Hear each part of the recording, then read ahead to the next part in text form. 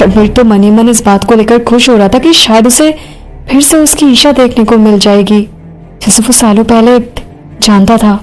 लेकिन पल भर में ही सब चकनाचूर हो गया। उसकी सारी उम्मीदों पर पानी फिर गया। ईशा अचानक ही कहीं गायब हो गई। इससे पहले कि रणवीर कुछ कहता, एक आदमी चलकर दीपिका के पास आ गया और उसकी आंखों में देखने लगा। उसे देखकर ऐसा लग रहा था कि वो उसे पहचानने की कोशिश कर रहा है। जब दीपिका को एहसास हुआ कि कोई उसके पास खड़ा है तो वो अपना सिर उठाकर उसकी आंखों में देखने लगी। वो आदमी दीपिका की आंखों को देखकर मनी मन सोचने लगा कि मुझे ऐसा क्यों लगता है ये आंखें मैंने कहीं देखी हैं। आखिर ये लड़की कौन है? पता नहीं क्यों, पर उसे दीपिका की आंखों में कुछ अलग ही नजर आ रहा था। ऐसा लग रहा था जैसे वो आंखों में उनसे कुछ कहने की कोशिश कर रही है। अचानक ही वो आदमी दीपिका के चेहरे से मास्क उतारने लगा। भाई दूसरी तरफ दीपिका को कुछ समझ नहीं आया कि आखिर ये आदमी है कौन। चुपचाप अपनी जगह पर खड़ी थी। वहीं रणवीर और रॉकी ने भी कुछ नहीं किया, क्योंकि दीपिका इस आदमी की ओर ऐसे देख रही थी जैसे उससे कोई खतरा नहीं है। उस आदमी ने जैसे ही दीपिका के चेहरे से मास्क हटाया तो वो चौंक गया और कहा, ईशा, ईशा। उसे अपनी आंखों पर भरोसा नहीं हो रहा था कि उसके सामने ईशा खड़ी है। वो मनी मन कहने लगा कि कैसे हो सकता है ये। वो बार बार उसे छू कर देखने लगा कि वो जो भी कुछ देख रहा है वो सच है या सपना। फिर उसे पूरी तरह से तसल्ली हो गई कि उसके सामने जो लड़की खड़ी है वो ईशा ही है। अब तक दीपिका भी उस आदमी को पहचानने लगी थी। वो अपने बचपन के दिनों को याद करने लगी और तभी उसे याद आया कि जब वो रमन मलिक के घर में रह रही थी तो वहां पर कोई और भी था। दीपिका ने अचानक ही कहा, रंजीत भैया, मुझे पहचाना, मैं ईशा हूँ। ये सुनते हुए आदमी एक कदम पीछे हट गया। अब उसे अपनी आंखों पर भरोसा हो गया था, क्योंकि दीपिका बचपन में उसे इसी तरह कहकर बुलाती थी। वैसे तो दोनों की उम्र एक ही है, पर जब दीपिका रमन मलिक के घर में रह रही थी तब रंजीत वहां पर साफ सफाई का काम करता था। वो कभी कभी बाजार से कुछ सामान लाने भी जाया करता था। दीपिका तब भी उसे रंजीत भैया ही कहकर बुलाती थी। दीपिका के अंदर ये स्वभाव बचपन से ही था। वो किसी भी आदमी के काम या जाति को देखकर भेदभाव नहीं करती थी। उसने देखा था कि रमन मलिक के सभी बेटे रंजीत के साथ कितना बुरा बिहेव करते हैं, पर वो उसके साथ हमेशा अच्छे से पेश आती थी। तथा रंजीत भी पुरानी बातों को याद करने लगा कि सिर्फ ईशा ही उस घर में एक लड़की थी जो मेरे और रमेश अंकल के साथ प्यार से पेश आती थी। उसने हम लोगों के साथ कभी बुरा बर्ताव नहीं किया। रंजीत मुस्कुराने लगा और कहा, ईशा, तुम जिंदा हो? तुम जिंदा हो? मुझे तो अपनी आंखों पर भरोसा ही नहीं हो रहा कि मैं तुम्हें सही सलामत देख रहा हूँ। ऐसा लग रहा है जैसे मैं अभी भी किसी सपने में हूँ।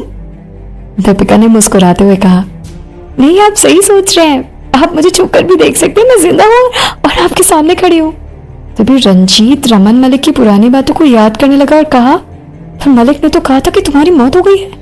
उन्होंने तो इतना भी कहा था कि मैंने उस लड़की को इतनी दर्दनाक मौत दी है कि कोई इसके बारे में सोच भी नहीं सकता।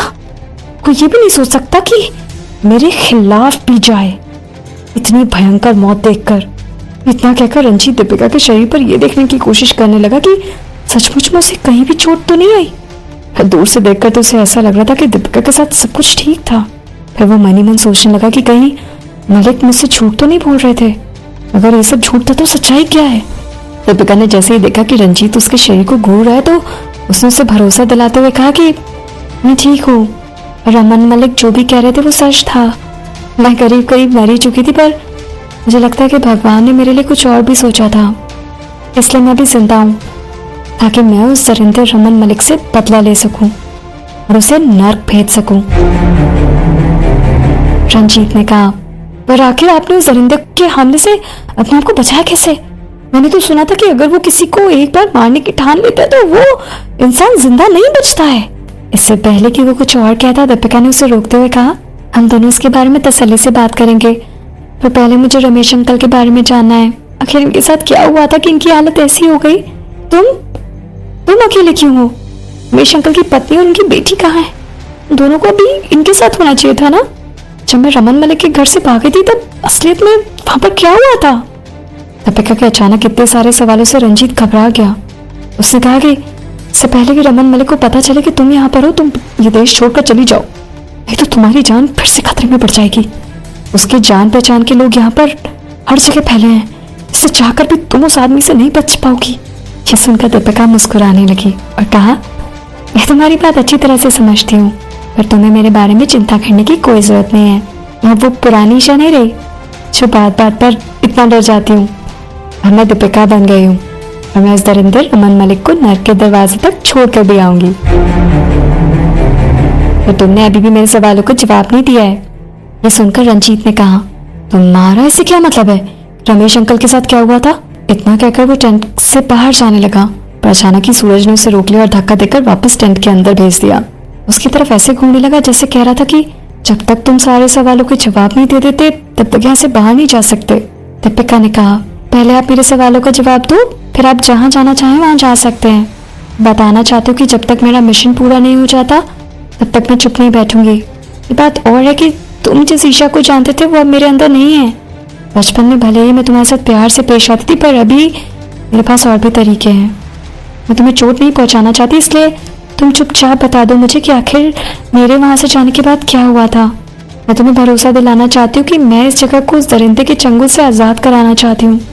इसके पीछे मेरी कोई गलत मंशा नहीं है। मैं तो बस यहाँ के लोगों के लिए भला चाहती हूँ।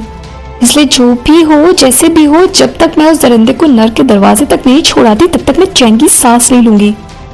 तुम्हें पता भी है कि इस जगह क्या चल रहा है? शमन मलिक और उसके गुर्गे इस जगह को बर्बाद करना चाहते हैं और यहाँ पर अपना राज चलाना चाहते हैं, और मैं अपने जीते जी ये कभी नहीं होने दूंगी। रंजीत मन ही मन सोचने लगा कि आखिर ईशा इतना बदल कैसे गई। इसे देखकर तो लग रहा है कि मैं जिस ईशा को जानता था वो अब इस दुनिया में है ही नहीं। मुझे तो लगा था कि मैं इस लड़की को मना कर दूंगा कि इससे पहले कि इसके साथ कुछ बुरा हो, ये इस देश को छोड़कर हमेशा हमेशा के लिए चली जाए। इस लड़की को देखकर तो यही लग रहा है कि इसके अंदर से वो बच्चा और बच्चे वाला प्यार कहीं खत्म हो गया है। बचपन में मुझे इतने प्यार से बातें करती थी, प्यार दिया करती थी, पर अब मुझे ऐसे बात कर रही है जैसे मुझे जानती भी नहीं। तड़पता है क्यों, धड़कता है क्यों, ये जाने न मैं न तू। कैसा ये दिल का कनेक्शन है तुझसे हुआ